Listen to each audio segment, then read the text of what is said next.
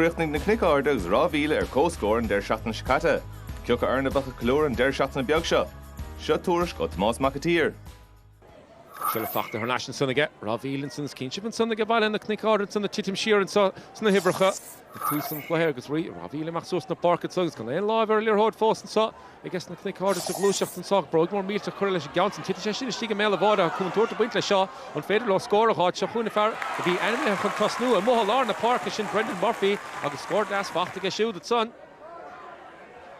Sure fachta again Lon Choli and Sun Dara Carn Shearer Raisha about to Vanilla. Do Jiggetson, Ed Finnegan, Stuart na himmer and so Iron. Colin Byrne, Congrachta, Homahanson, Cornish, all to get all Byrne at so. Fiddle shot, Broig, Horleshler Hoda, score Ella Hot, and Aaron, Count as Fach to get Murphy and Son, Tamilin Begohin, Shahun, Fardine, Sherrock, and Connor Doyle. They shoot the game at Aaron, the hot start to score as Fach and Son again.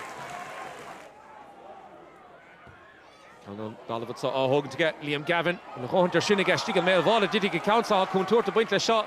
Johnson Fachta her national sons again. The Cnoic Arda Susna Parker Raishad Achni Raishad Barhasha Fachta her national recent saw Kuntur to Buaicphointí shot. And Council Kripna starts the hole. Bada Fachtan son again Kevin Murphy. Well, being a Cossentori a Tachta Machan son Chiapadar Garev Nalin to Glant and Sunaka. You're fact Lediana again Kevin Murphy. Reach Trustna right the Cnoic Arda so captain in Aaron Kieran Moore and Shelviga shoot. And Fidelishin and Broig Horshis it's so Agus Kulpa score a hot Aaron.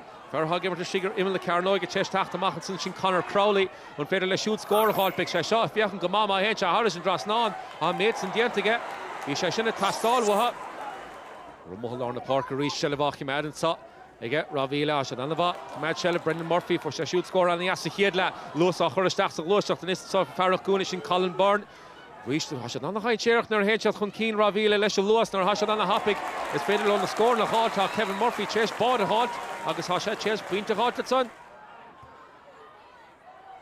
reached the Cnoic Arda fought Shelva reached it saw Congrachtan Lina da the Kuigach dient to go home to son Beaver Hania be son Connor Doyle Sha Connor Doyle in Isham after Nunci and Saha come down Sheriff and Ishar Sean the Cossentori a rich in the year gets son after Feder and Ishar Doyle it saw Hasha Correlier hot Sire Flock it saw the Farahun and son agus Murphy reached and Farah on board to Hiedla Shin Kevin Murphy a Caunella Fach to get Rit more meat at the end son again Connor Doyle pass on a yes trust Nigini Murphy agus a shach the hole again we should be cheating against son Jamie Kenny cheater again to a yen of an iron it's hot Hasha come again to initiate her Clara score and counts on the Fiakan Gabaha well Neil Titcha Shaw Stiga Mela Vada Hakun Tort Foss and Sodas and Cousin Tory Shin Connor Crowley Leshilir Hood a reached Shafun Farah Gimmer Terry Gleehon at Sutron Hall and Brian McMahon and the score teal to get Agus and Brock Ball and Machtan Arda Gamal at son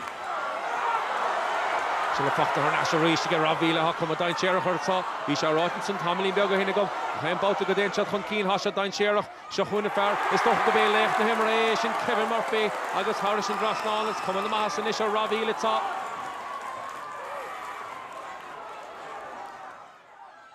Victoria Fiachan Durham Nordor Hasha Fiachan Cheese Mega Rohan Daman Sahagan Agus Niveg or Hasha Botiga Rathvilly took Tron on us and Athimirt and scored there at top the Cnoic Arda Arda Haniag Rathvilly-2-10